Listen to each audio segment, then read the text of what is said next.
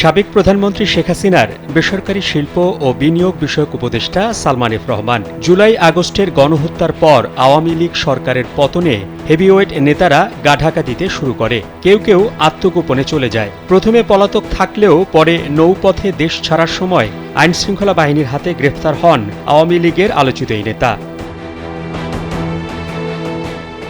সাদা দাড়ির কারণে দরবেশ হিসাবে বহুল পরিচিত সালমান এফ রহমানকে প্রথমে শনাক্ত করতে পারেনি পুলিশ। লুঙ্গি গেঞ্জি পরা, ক্লিন শেভ করা সালমান এফ রহমানকে জেলে ভেবেছিল তারা। তবে তার সঙ্গে থাকা সাবেক আইনমন্ত্রী আনিসুল হক নিশ্চিত করেন তিনিই সালমান এফ রহমান। দাড়িবিহীন সালমান এফ রহমান এই প্রথম নতুন লুকে প্রকাশ্যে আসেন। অফার ওয়ালটন ফ্রিজ কিনে পেতে পারেন 20 লক্ষ টাকা, রয়েছে কোটি কোটি টাকার নিশ্চিত উপহার। এ নিয়ে তখন সামাজিক যোগাযোগ মাধ্যমে নানা রকম ট্রল হয়। এরপর একাধিক মামলায় গ্রেফতারের পর কয়েক দফায় রিমান্ড শেষে কারাগারে ছিলেন তিনি। সবশেষ 3 মাস 5 দিন জেল খাটার পর জুলাই আগস্টের গণহত্যার মামলায় আনুষ্ঠানিকভাবে গ্রেফতার দেখাতে আন্তর্জাতিক অপরাধ ট্রাইব্যুনালে হাজির করা হয় তাকে। তখন সালমান এফ রহমান দাড়ি সমেত আগের রূপে ধরা দেন ক্যামেরার সামনে। এদিন অবশ্য তাকে চিনতে কারো অসুবিধা হয়নি।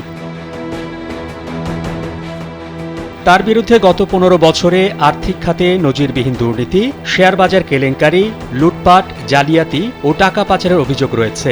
ব্যাংক থেকে নামে বেনামে প্রায় 30,000 কোটি টাকা ঋণ নিয়েছেন। এর মধ্যে একটি ব্যাংক থেকেই নিয়েছেন 22,000 কোটি টাকা। রপ্তানি করে দেশে টাকা না আনার অভিযোগও রয়েছে গ্রুপটির বিরুদ্ধে। গত 31 বছরে শেয়ার বাজারে এমন কোনো বড় কেলেঙ্কারি হয়নি যার সঙ্গে সালমান এফ রহমানের সম্পৃক্ততা নেই। তিনি গত 3 বছরে দৃশ্যমানভাবেই বাজার থেকে 6,600 কোটি টাকা নিয়েছেন। অদৃশ্য সহ 20,000 কোটি টাকা হাতিয়ে নিয়েছেন সালমান এফ রহমান।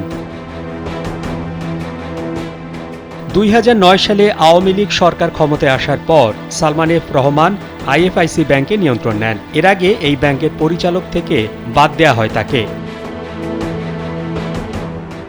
মোহাম্মদ শাহাবুদ্দিন মাহতাব, কালবেলা।